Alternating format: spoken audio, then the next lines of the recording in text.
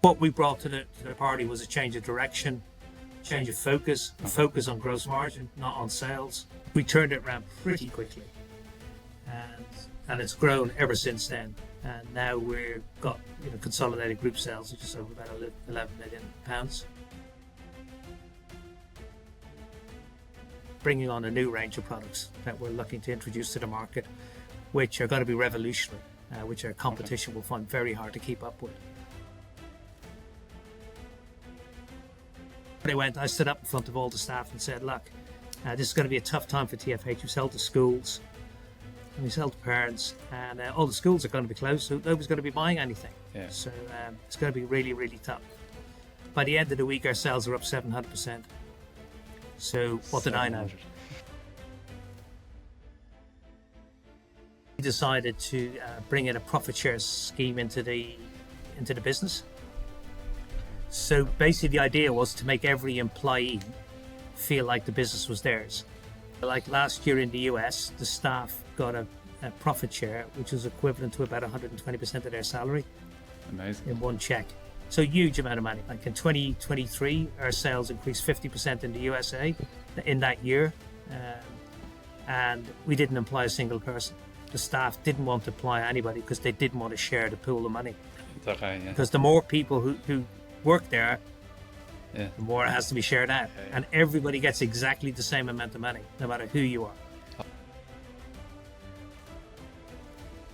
I suppose the most rewarding thing that happened to me was with somebody else in the office, was we developed this product. It was basically a baby mat, for want of a better word, with foam. And we put a vibration unit inside it with music going through it. And then we put the baby on it who was deaf. And the baby just couldn't stop smiling because it was sensing music for the first time in its life, but it was coming through its body. Okay. Wow, that's brilliant. That was an absolutely fascinating thing to see. And the mother was in tears. And, everybody was just like, wow. Yeah, it's goosebumps. Wow, it's real. Yeah, absolute goosebumps, man. Yeah.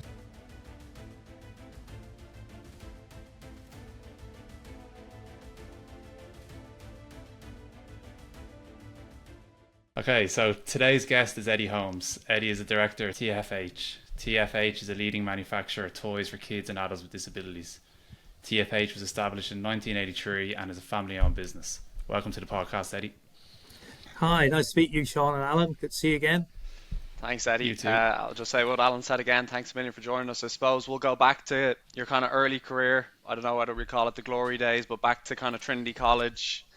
Kind of if you could explain that kind of from there, how you moved over to England, and then how you went about joining TFH, I suppose. Right. Well, life started for me work-wise after I left Trinity College in Dublin in 1986. I went to London the day after I sat my final exam with a lot of other guys who I was at university with at the time, and girls, about 14 of us really good friends. We all arrived in the same part of London. Pretty much all of us ended up working in some form of finance. I went and trained as a chartered accountant.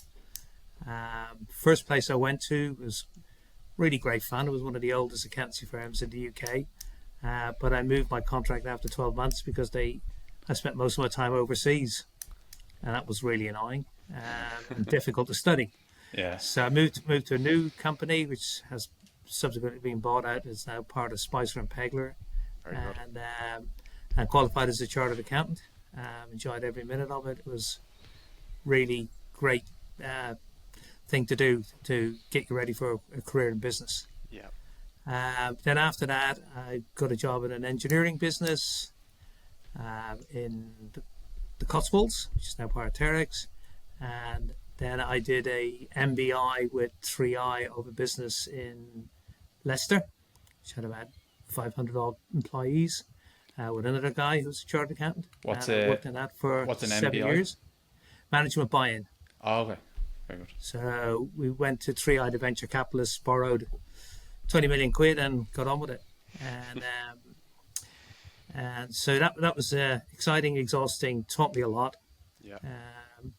And then when I came out of that, after about 6 years, as luck would have it, my father-in-law had a very small a little business called TFH, which was part of a much bigger business called TP, which is the number one swing frame trampoline company in the UK. And he bought that out of TP from his business partner, and asked me to come along and help for a month or two. And I was looking to do something different, but anyway, I came along and helped for a month or two and stayed. Enjoyed it. Thought it was a really nice market, really nice people, and got on with it. Yeah. So I suppose like what's a lot of people kind of listening are people like ourselves, Eddie, that have come out of that kind of finance route or with bigger companies. Like, how do you go about taking a decision like that and joining a smaller company? Working in the bigger company was exhausting. Yeah. So the hours were punishing, and I had a young family at the time. And most of my travel was in the Far East. So I was, away for weeks on end. Okay. India, China, Iraq, Yeah. Syria, all these wonderful places, Africa, which are pretty exhausting places to do business, to be honest. Yeah. And then this came along, and the idea was just to do it for a few months until something else came along, but I actually quite enjoyed it. Yeah. And the biggest transition was when I was, you're working in a bigger business, basically all you do is have meetings all day long with different groups of people.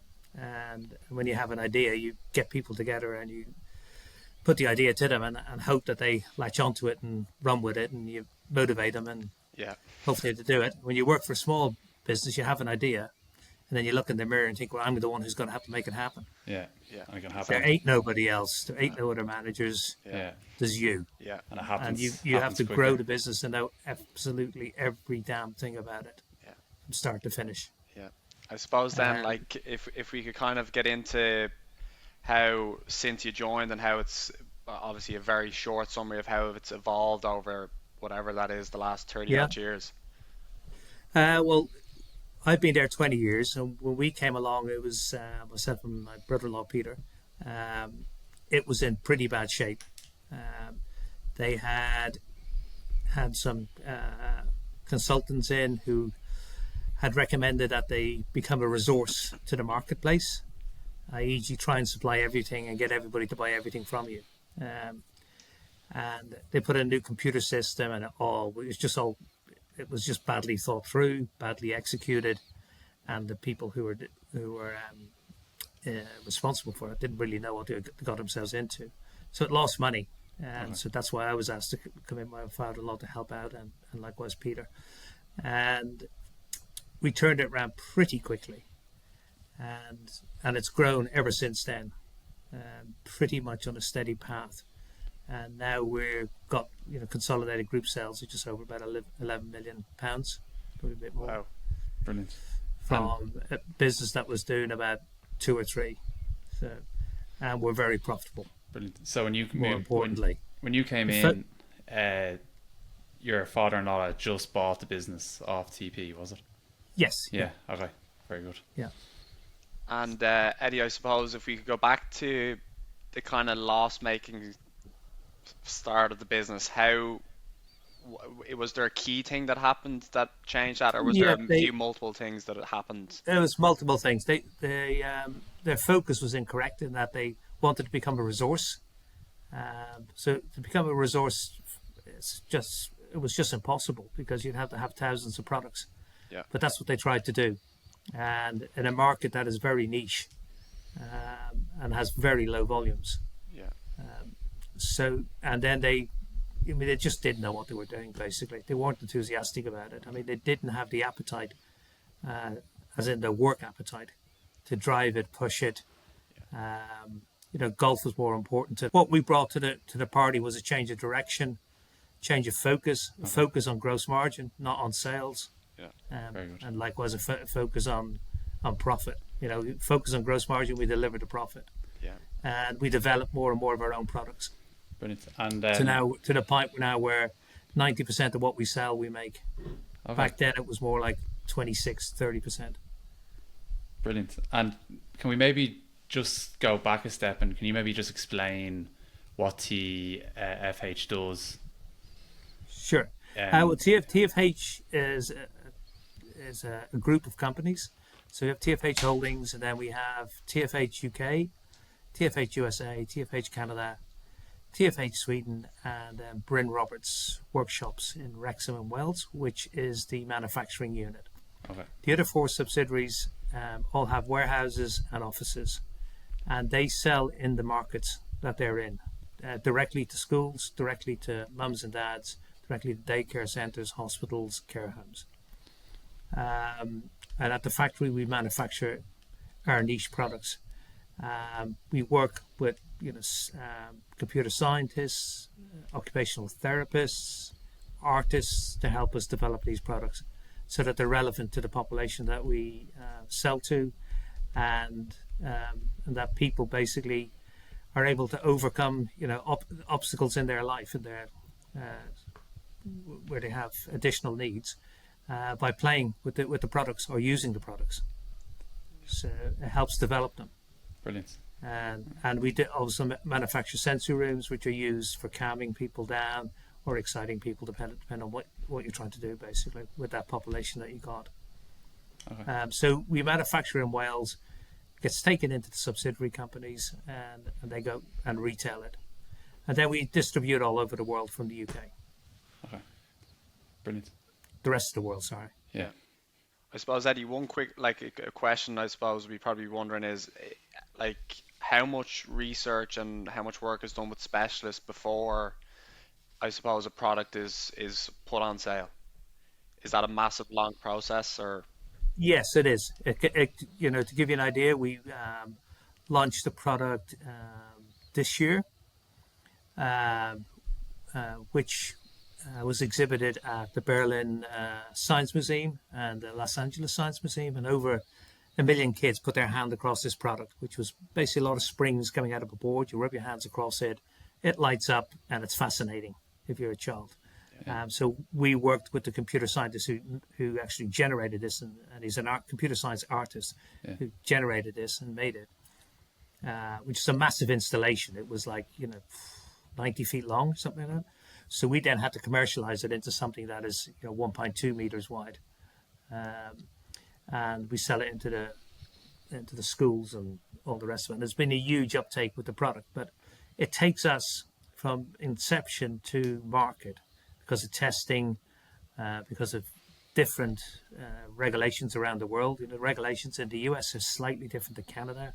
The regulations in the UK are slightly different to the US. The UK and Europe and Australia. So we have to accommodate all those markets that we supply into. Okay. So testing can take, and this is external testing, from 3 to 6 months to get it tested. Okay. Generally, first time we get it tested, there's some sort of issue. We have to rectify, redesign the product, go back again, get it tested again, and hopefully it gets through the second time. Very good. And then from then it's getting the supply chain up and going, getting it manufactured, and getting it out and getting it sold. Brilliant. So it can take from idea to getting your first sale 2 years. Okay. Hopefully quicker. And is that research and development, is that in-house or is that outsourced? It's in-house, it's external. Okay. We have a designer in Sweden who works for us. Okay. So he used to work at the Gothenburg Science Museum, and now he's a full-time employee of TFH. He is responsible for bringing on a new range of products that we're looking to introduce to the market, which are going to be revolutionary, which our competition will find very hard to keep up with. Brilliant. Which is basically introducing sound and things like that to the products in a very special way that special needs individuals can tap into. Okay. And he works with a lot of therapists to make this happen. Okay. Amazing. So he's just started with us. Then we have my brother-in-law Peter, who's the creator of all of the products. To be honest, his hands on all of them. Okay. And he then works with electrical engineers, guys in Germany, guys in the Netherlands, and then people in the UK. Designs things and creates things. So we have a myriad of people feeding into what it should look like, how it should work. We got people we can call on in the UK and overseas to create the perfect product. Yeah. So then patents then must be a big part You of don't. it. I learned at university that patents were a waste of time. Okay. So get to market quickly is the name of the game. Okay. Really? Okay. Yeah. If you patent something, you just tell everybody how you've made it. You have to tell everybody how you've made it. Okay. And it's very, very easy for them to get around it. Yeah. Interesting. Okay. And so the thing that protects us is that we're selling it to a niche market. So the market volumes are low. So the attraction for big multiple Chinese guys to come into the market, or Taiwanese or whatever, or Vietnamese, it's just not there. There's just not enough volume in it. So we're pretty well insulated from that line of attack. Yeah, which is so we don't bother patenting. Yeah. We register designs and that's about it. Brilliant. And that's a deliberate decision. I don't like paying solicitors. Yeah, definitely. Yeah, interesting. Yeah, because when you first went on about the design and stuff, I thought there was going to be massive legal fees absolutely and not. and stuff. No, Yeah, I don't. Interesting. I mean, patenting is expensive, and the biggest problem with patenting is it might, people get lured into it because there's somebody will say to them, it's 30 grand, you get a worldwide patent done for this. Yeah. How wonderful. Somebody breaks the patent. If they're a corporation and they're worth £1 billion, you ain't going to sue them. Yeah, true. Because they're going to nail you every day of every week. They can just sit in that courtroom longer than you can, and you ain't got the gas to fight them. They'll bankrupt. So it's a really good point. And Yeah. definitely one you've kind of probably wouldn't have thought of looking from the outside in. But no, it's exactly. You can spend a lot of money on patents, but unless you can flip and enforce them, they're not worth having. Yeah, for You need a big bank balance to enforce them. very good. So then moving on, who would be your main type of customers or your biggest customers? Our biggest direct customers would be schools. Okay.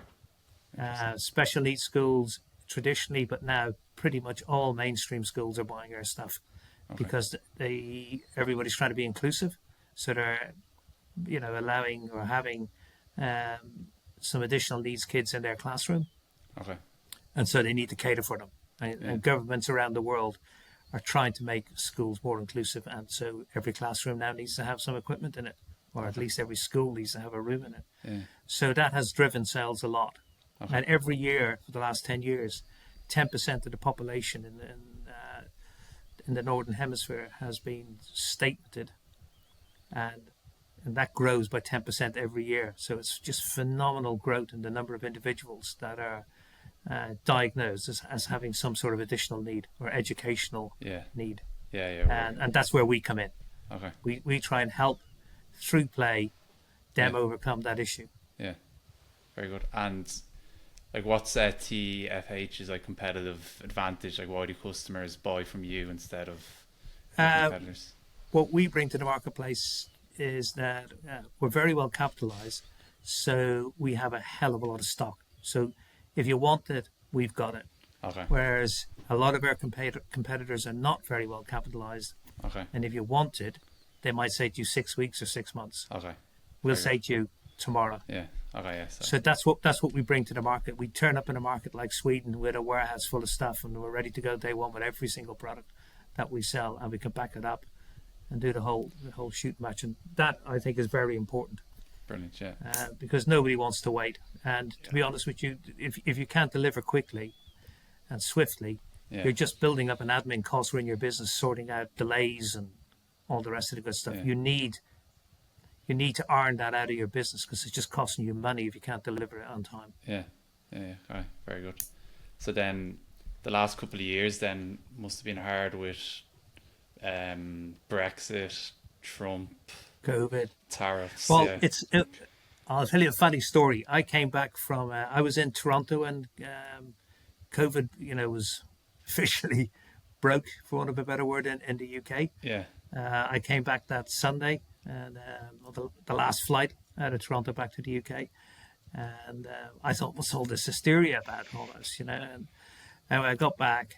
We got all the staff together on Monday, and then Boris said, right, everybody at home, work from home. Yeah. And so we gave everybody a lap. Peter, my brother-in-law, organised everything, got all the laptops for everybody, gave it to all the ladies, and off they went home, and they could work in. But before they went, I stood up in front of all the staff and said, look, this is going to be a tough time for TFH. We sell to schools. and we sell to parents, and all the schools are going to be closed, so nobody's going to be buying anything. Yeah. So it's going to be really, really tough.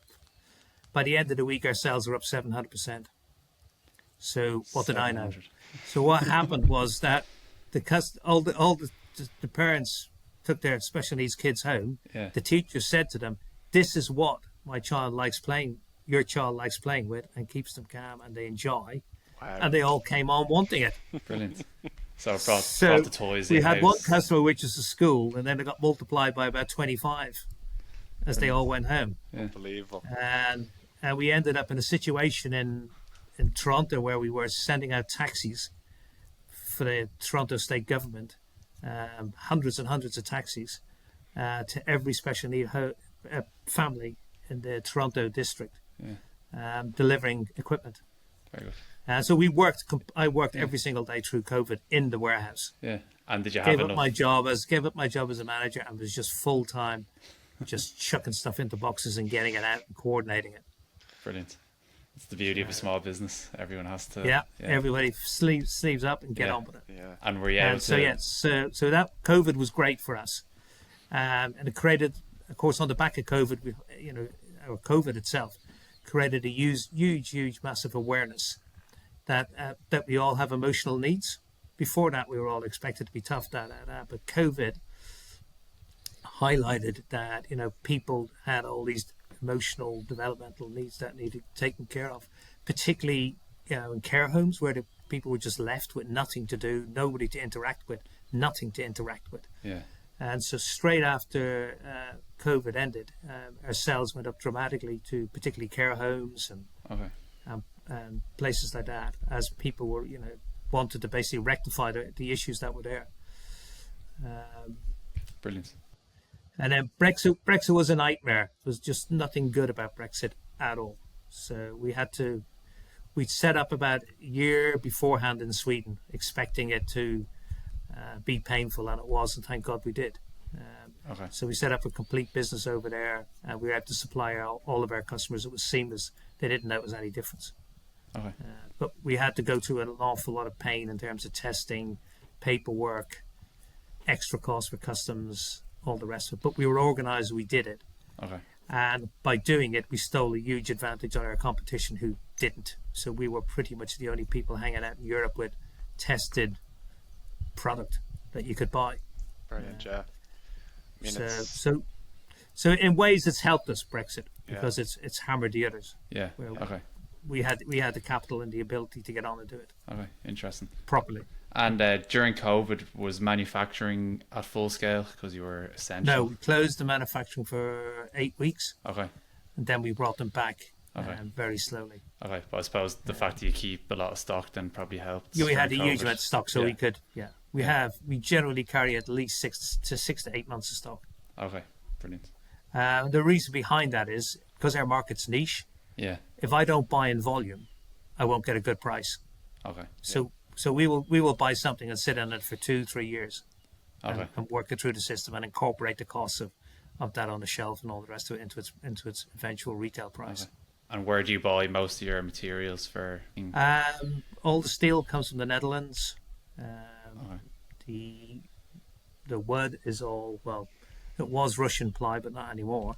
Okay. So it's ply from wherever you can get plywood from. Yeah. And MDF, it's pretty much bought in the UK, but most of that is Swedish and Dutch.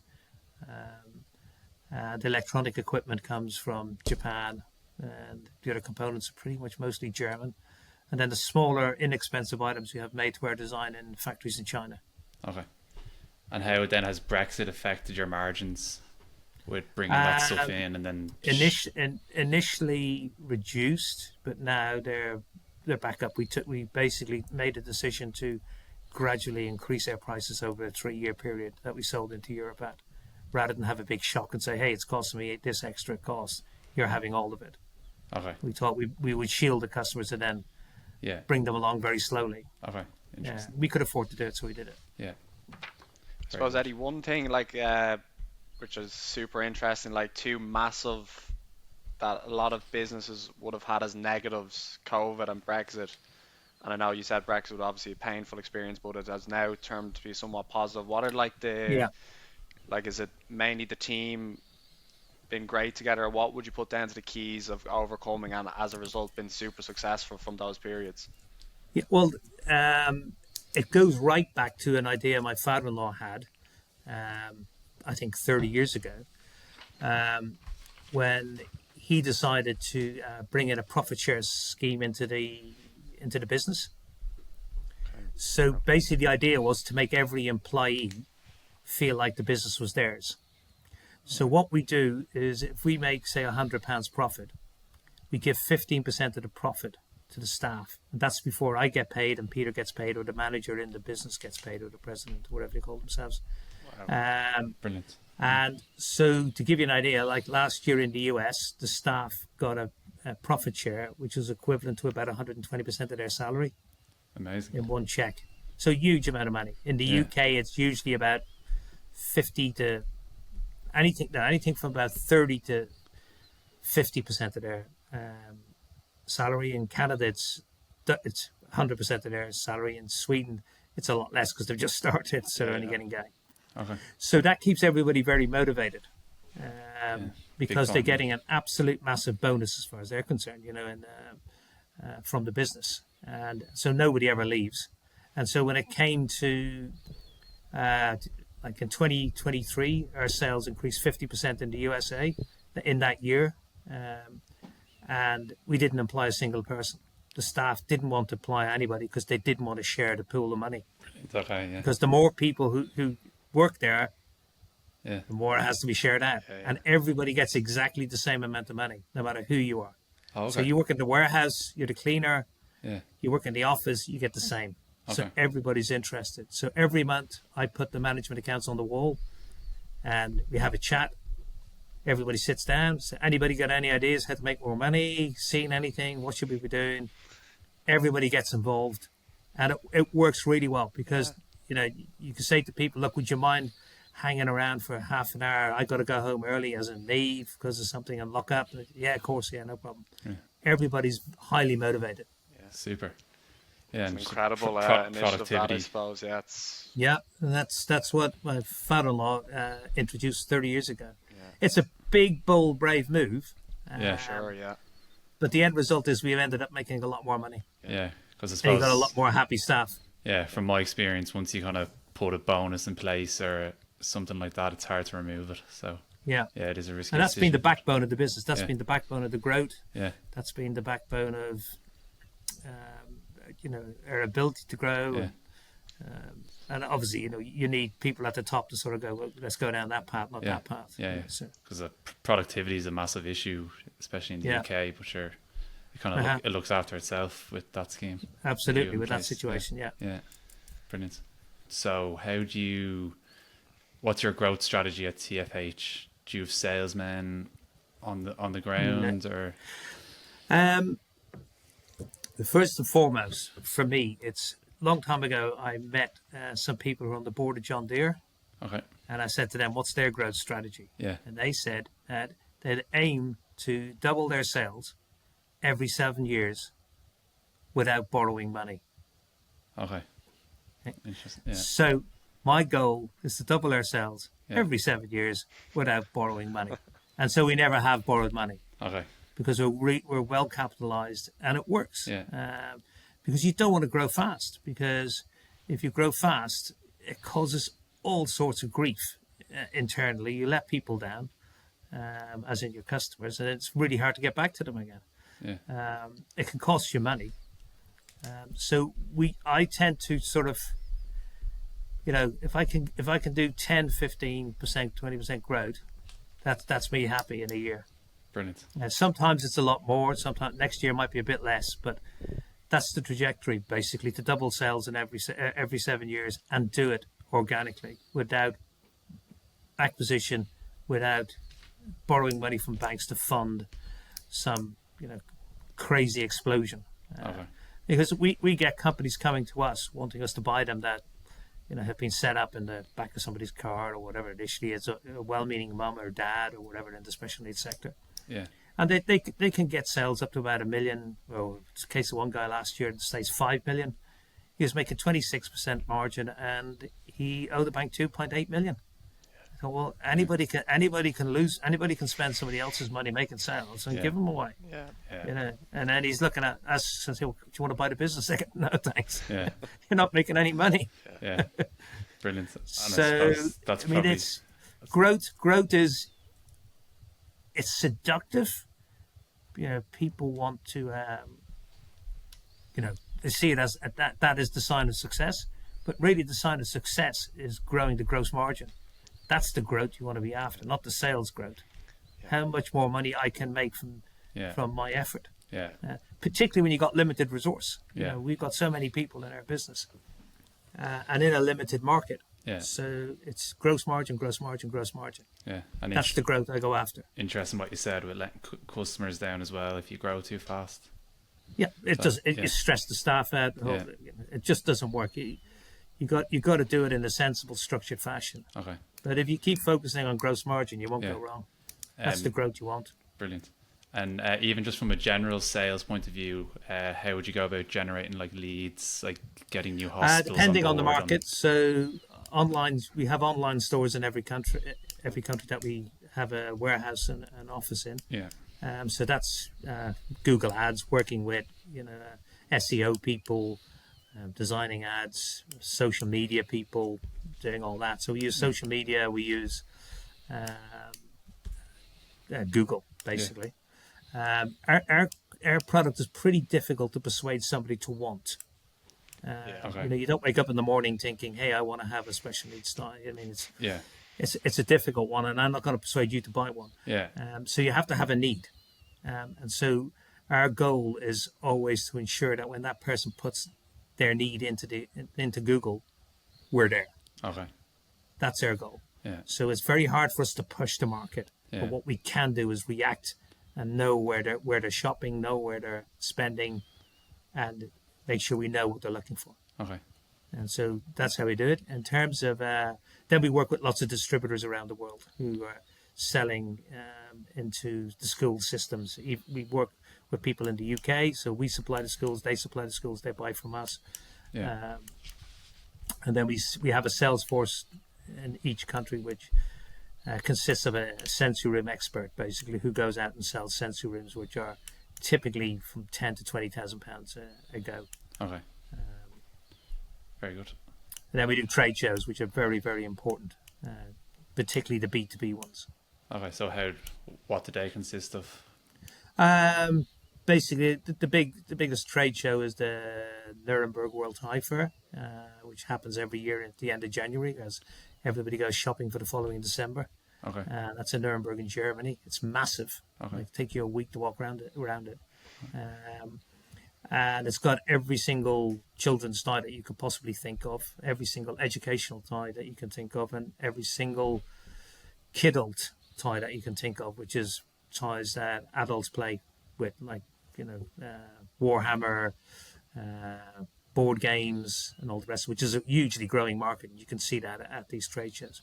So lots of people in the educational sphere come along, and they end up on our trade stand, and we get chatting to them, and we end up establishing a relationship and going into a new market. Say, like last week, I was working with a guy in Malaysia. They just started that, and somebody last week in Chile, but most of our sales tend to be in the Northern Hemisphere because that's where there's money, that's where there's a socialized system of care. So they're not all the same. In Sweden, everybody expects the government to pay for things. So online sales direct to parents are very small, but online sales to schools with credit cards are quite large. To Germany, where it's about 50-50, to the UK, where it's pretty much parents know that they have to pay for it themselves, so where online sales are quite big. And Canada and America, it's pretty much the same as the UK. So depending on the system within the country, we change how we market and how we sell. Okay. And it's basically based on who's paying, Yeah. who's writing the check. Okay. Yeah. The end customer. I suppose, Eddie, just at that point, obviously AI is a massive topic at the moment. Has the business been looking into anything where AI could potentially help, and I don't know how closely or the next few years? I think AI will be very, very useful because in our market, because we have basically 1 to 2% of the population has a need for our product. And so you would think, okay, that should be easy enough for you to find and work with. But the problem is within that 1%, there's about 100 different needs, maybe 200 different needs. And so AI will help basically direct them to the right products, direct them to, by, giving us more information. We will be able to then go back to the customers and give them feedback. So I think AI is going to be, it's going to be helpful as well with the products themselves, because at the moment, most of the products that we have, you press something and something happens. Yeah. With AI, you'll be able to press something, something happens, and you'll be able to get feedback. Okay. Saying that Yeah. John or Mary or Sean likes the color green, likes things that go up and down, and all that information is going to come back. Brilliant. So it'd be very, very useful to a parent who is trying to, get this guy or girl to calm down so they can learn. Yeah. Because basically what you're trying to do is get the child into a state where they can be taught, Yeah. and they can move forward in life. And they can't do that if they're anxious or stressed or anything like that. So AI will come in very, very, be hugely useful in that respect, with product and with systems within the business. Very good. So are you investing much then in your research and development? We spend a hell of a lot compared to everybody else in the marketplace in R&D. Yeah, a hell of a lot. Very good. A huge chunk of our cash goes in trying this, trying that, and to be honest, most of it's quite successful. Okay. But it's not, we're not into pure research. I mean, it's we have occupational therapists telling us that, oh, we thought this might be a good idea, or oh, we'd love if you made this, and then we look into seeing how we can do it, how we deliver it. Yeah. And how would you measure like your spend on stuff like that then compared to sales that come out of it? Do you have a metric that? We don't have any budget. Okay. When it comes to that, Yeah. we have kind of, let's keep talking all the time as we go through the day or the weeks and the months and the year. But if we're excited about something and we can think it make a huge difference, we'll plow ahead and get on with it. Okay. And we do have some sort of control on it. Yeah. But it's not that tight. We will look at things and look for a payback over 10 years. Okay. We don't have a problem with that. If we could say, like, look at, say, revenue from, I don't know, if we could go back to maybe 2010 and how revenue has grown from there, if we could go maybe in 5 years from, say, 2010 to 2015 and how it's grown in the 5 years from then and to now, I suppose. So from 2010, which is, what's that, 14 years ago, I think we've probably increased our sales by nearly double. Which is, we've been able to manage that and cope with that quite well. One of the big changes was we set up in Canada 14 years ago. So that's been a very, very good market. And then we've obviously set up in Sweden to get around Brexit. And so we're directly retailing into that market, which has helped. And going forward, a lot of our growth comes from having new products. Specifically designed for certain sectors within our sector. Okay. And so people will purchase them because the therapists can see they're good, they're durable, and they're made in the UK. Yeah. Then going forward, the markets that we see growing are the USA and Europe.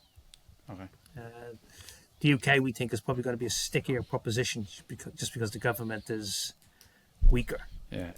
There's less funds around and all the rest of it. But we definitely see the US as a growth market, and Canada and Europe, the EU. Yeah. Southern Hemisphere, there's very little business. You're talking Japan, Korea, Australia, New Zealand. That's about it. Yeah. And I suppose if we were to kind of, obviously you're saying going forward, the US is going to be, you're thinking it's going to be a lot more, it's going to increase. But if you were to split it at the moment, revenue per say, let's say Canada, UK, percentage wise, how would you have that?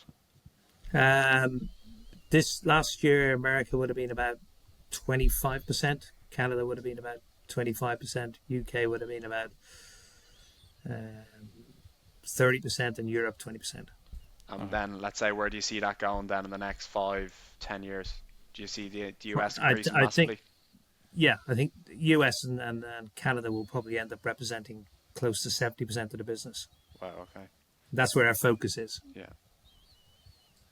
Very good. I suppose Unless Trump messes it all up. yeah, we couldn't have a conversation without his name coming into it, could No, we? no, not really. So so that's looking like the US is looking, a lot of focus is on that, and there's obviously, are you traveling over there much yourself, and how? Quite a bit, yeah. Yeah, Go over quite a bit, but it's basically the market is an awareness which has been brought on by COVID in the US market, um, about additional needs and people need help and support. And you see now when you travel through the States, we put in sensory rooms in airports, football stadiums. yeah, So it's becoming more and more and more mainstream. Okay. And more people are coming to us and wanting us to supply them or work with them, or we sell direct to them, Yeah. to the school systems in America. So the school systems are waking up to the fact that there's a need for this. And the reality is labor is expensive.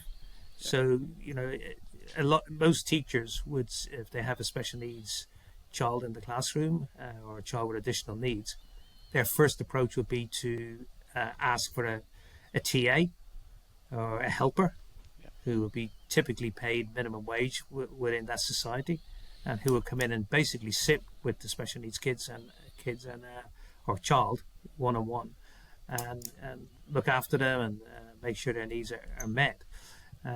But governments can't afford that going forward. You got classrooms in the UK with one teacher and three TAs in it, and that's just not possible. So where we come in is we offer equipment that can deal with that issue, which is here's a sensory corner. If the child is stressed, anxious, maybe just put him in the sensory corner, tell him he can sit there, and when he's ready, he can come out. Okay. brilliant, yeah. And he doesn't need a full-time carer sitting with him in the classroom. Okay. So that's an angle that we push, particularly in care homes and places like that, where we say, look, we have mobile versions of what we do. They can just wheel them from one bed to the next, and it keeps everybody calm, particularly in Alzheimer's settings and things like that. Okay. Brilliant. So people react to it, enjoy it, because we use things like aroma, music, light, sound, Okay. Brilliant. Yeah, brilliant. to help these people relax, basically, Yeah. and color. Okay. Very good. So it's more than just toys and gadgets. Yeah, It's definitely. real, Like massage, Yeah. vibration, weight. Okay. We sell weighted blankets to help people sleep. That get rid of a lot of stress. And you got medical systems in Europe which will recommend a weighted blanket rather than Valium. Brilliant. Okay. If you're anxious, Yeah. just chuck a weighted blanket on you, and Yeah, that'll sort the problem out. Yeah. Not for everybody, but for quite a few. a lot of people. Brilliant. Just going back to kind of the airports, Eddie. Like how has that come about? Is that all? I presume that's just based on governments that they're happy with and they want to invest in this. It's generally not governments when it comes to airports. It pretty much starts off with well-meaning parents agitating for it, who have got special needs kids and saying, we need this in our airport. And one of the first people to do it was actually Shannon Airport in Ireland. Wow. Okay. And they were one of the first, and they kicked it off. They put in a sensory room in their airport to help these children and adults who have additional needs. I've just come back from the States last week, and I went and visited our sensory room in Pittsburgh Airport, because I was traveling via Pittsburgh, and I was amazed that I was chatting to the lady who organised it, and she said, most of the people going in here don't have what we would perceive as additional needs. They just love coming in because it's so peaceful and it's so calm, and it just helps them relax and not be anxious. Very good. So it works. Interesting. Brilliant. Yeah. So when you're deciding to move into a new country like Sweden, what level of work and like investigation and analysis goes into like deciding to move and then The getting set problem up? the problem we have is there's not a lot of information. I mean, it's a very, very niche market. Yeah. So, it's at best an educated guess Okay. as to what's going on Yeah. within the marketplace. But obviously, there's pointers like there's somebody else there, are they selling and they being successful, who is one of our competitors. Yeah. Is the government, generally if the government starts spending seriously on the issue, suddenly businesses start popping up because they want to service that government spend. Yeah. And so we will get on with it and get involved in the market. But generally, we get involved in the market via distributors. I know we have 4 subsidiaries, and there's a special reason why each one of those is there. Yeah.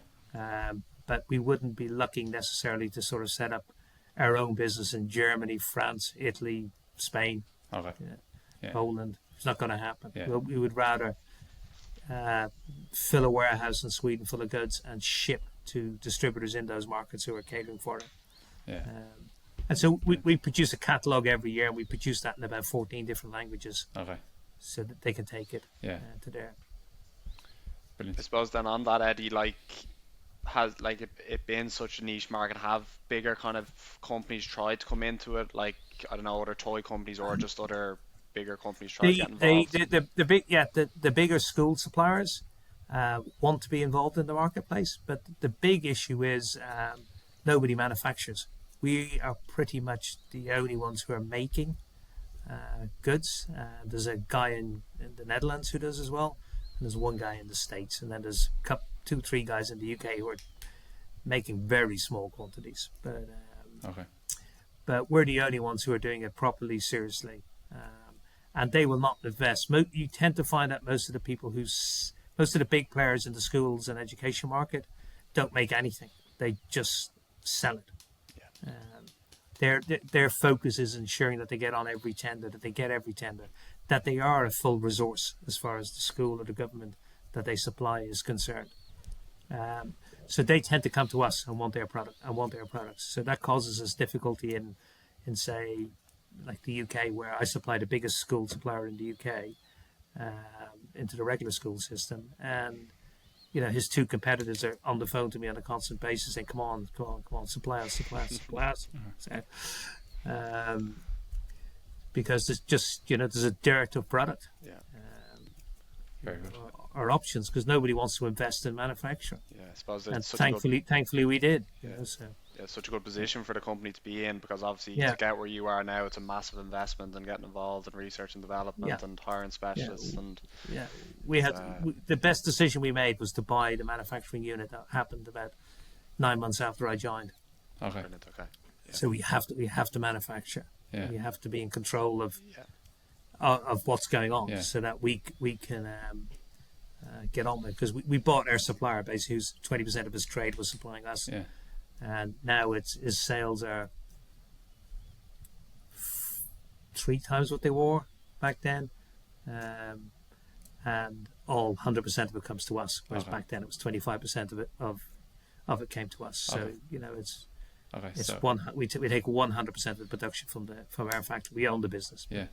but we keep it separately from the warehouses and the retail units. Okay. Interesting. So that's how you got into manufacturing, was you purchased? Yes, it was Okay. that was Yeah. a very deliberate decision. Likewise Canada, Okay. likewise Sweden. And was it an easy decision compared to setting up yourself? No, it was risky. Okay.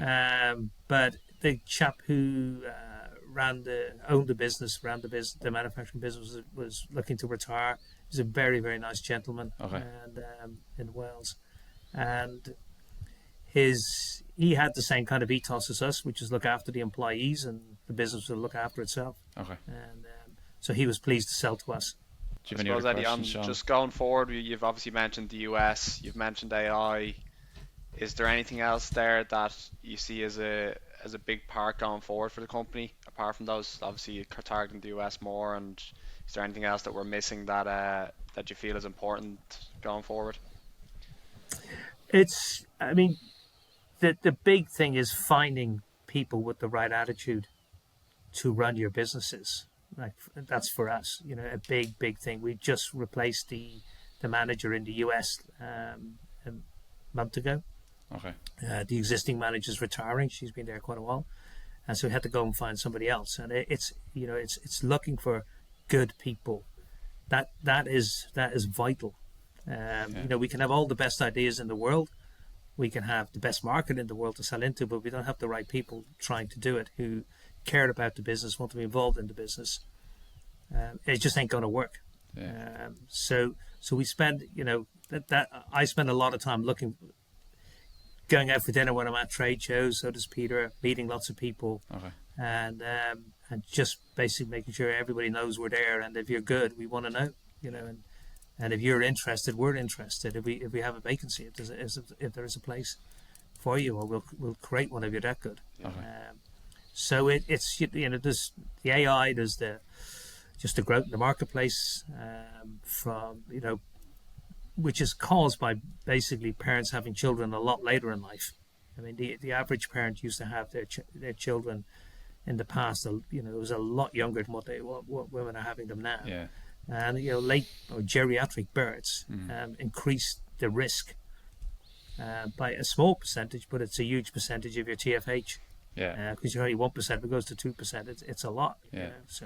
So and if society keeps on moving in that direction, then we should get more sales. Obviously, if somebody comes up with some great drug that gets rid of all the issues that we supply for, then we're out of business. Yeah. But I don't think that's going to happen. I don't see that happening anytime soon anyway, No. with the way the EU and stuff is with laws and bringing things in, and I don't see that happening.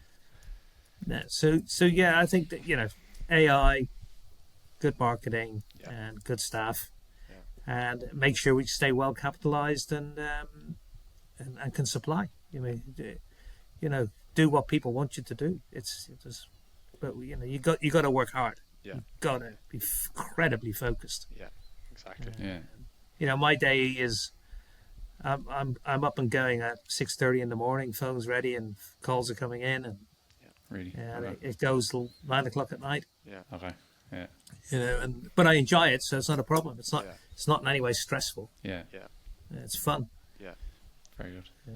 We had a question, like working with products that help kids and adults with special needs. Has there been any specific rewarding moments in your time? Well, I remember going to my very, very first trade show 20 years ago. Yeah. Or 16 years ago, I think it was, because we didn't do too many of them. And I decided I wanted to go sell in Europe, and we had very few export sales. Yeah. And so I thought, let's have a go. We went, and I thought, God, how am I going to relate to these people? Because they've got these special needs, and it's going to be obvious that I feel sorry for them. And you get there, and they come on smiling, happy, and they're looking at you, going, "Why do you look so depressed? Why do you look so worried?" Or whatever. Yeah. And so the perception for the rest of the world is that we should feel sorry for somebody who's got an additional need or whatever it is, but it's you don't need to, because they're not looking for that from you, and most of the additional needs that they have lead to additional talents, and they end up being particularly brilliant at certain things, and so that completely changed my mind about just the whole sector. I mean, it's tough going into an Alzheimer's clinic maybe and working with your products in there, because it's a pretty tough issue. But I suppose the most rewarding thing that happened to me was with somebody else in their office. Was we developed this product that it was basically a baby mat, for want of a better word, with foam. Okay.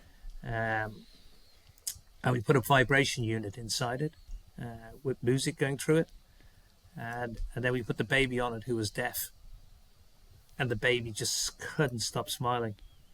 Wow. Because it was sensing music for the first time in its life, but it was coming through its body. Okay. Wow, that's Brilliant. incredible. That was an absolutely fascinating thing to see. And the mother was in tears, and everybody was just like, wow. Yeah, it's goosebumps moments. It's real. Absolute goosebumps moments. And you do get a lot of those where children have never ever spoken, and they get to play with something, and they just start laughing and screaming and talking, and everybody's just going, what? My child doesn't make any noise. Well, now it does. You just have to find the right avenue to open them up. Yeah, fantastic. How fortunate in a way. Very few businesses get that sense of Yeah, kind of don't get that sense. literally A changing magic someone's moment. life, Yeah, and yeah, it's and seeing something amazing happen. yeah, it's very Yeah. very rewarding. I suppose you've probably already touched on it, Eddie, but if you could maybe just talk us through your day to day. I know you were talking about obviously you wake up early, but and you were also mentioned about hiring people. If you could kind of break your day up, or I don't know if a week would be easier, of how your workload looks like. It's yeah, sure. I mean, firstly, my job is incredibly enjoyable because you can imagine the people that we're selling to, working with, are all in the care sector. So they're people who care, Yeah. and so that is incredibly rewarding in itself. But the vast bulk of my day is spent doing mundane, boring stuff, which is generally the accounting side of the business because I'm a chartered accountant. So I have to do all of the I have to deal with all of that for the American, Canadian, Swedish, UK side of the factory, which takes up a fair chunk of my day, probably 40% of it, Okay. 50% of it. The rest of the time, I absolutely love selling. I love doing deals. Yeah. That's what excites me. That's what I like doing. Yeah. Finding new markets, finding new people to sell to, going out and meeting customers, and getting in front of them. That gives me a buzz. And then just being with the staff, in the office, like seeing what they're getting up to. I don't have Peter looks after everything to do with product, Okay. websites, and everything. We talk about it together, but that's his domain. So he has that, definitely a more exciting part of the business to be working in. Okay. Yeah. Because inventing new stuff is just it's great fun. Yeah. And when it works, it's incredibly rewarding. We'll make sure to get I've Peter done on that. next time. Yeah, I made that, so and people are buying it, and that's it's a pretty cool thing. Yeah, for sure. And Yeah. he invented a product about I'm going to get it wrong, probably six years ago, I think, but and it was a kind of a whim, and it went out to the market, and we sell like it's easily our best-selling product nearly at this stage. It's just been brilliant, and everybody loves it. Every school teacher loves it. Every classroom wants it. And Amazing. he just sat down and got on with it and pulled it together in a way nobody else would have done. So it's pretty. What's the biggest lesson you've learned from a mistake you've made? What's the biggest lesson I've learned from a mistake I made? I suppose that one of the hardest things in life is when you're working with people is that you do get to know them and you get attached to them. Right. And as a manager or a boss in a business, I feel incredibly responsible towards the staff and looking after them and all the rest of it. And sometimes they don't feel that way towards you. Yeah. And you get let down. Yeah. So I think, and that's hard to deal with. So one of the big lesson I've learned in life is to be businesslike when dealing with the staff, but at the same time let them know we're there if it goes wrong. But really, it's a business, and you got to deliver, and I've got to deliver, and not get too attached to people. That has hurt in the past for sure. The business. And just being let down by people when you should have been a bit more, I hate using the word, but ruthless earlier on. Okay. Yeah. What's something you wish you knew 20 years ago? I wish I knew 20 years ago. Yes, to basically never underestimate yourself, never undersell yourself. That's brilliant. Because that's exactly where we're kind of setting up this ad, is so one, me and Al can get motivated by people and learn from people, but for others hopefully that listen in the future, that they get the motivation and belief from listening to brilliant but simple stories like yourself. So that's really good to hear. Great. Right. Thanks very much, Ed. Yeah, really appreciate you coming on. It was that's absolute no problem. Yeah, really. I've got to go off now and buy a new van. Apparently, the Volkswagen lady is desperate to talk to me. Okay. A new one at the factory. So Very good. Yeah. she's ran about 10 times. I think, right, better sort it out Yeah. before I go skiing, or she'll go mad. She'll get a commission this month. It never ends.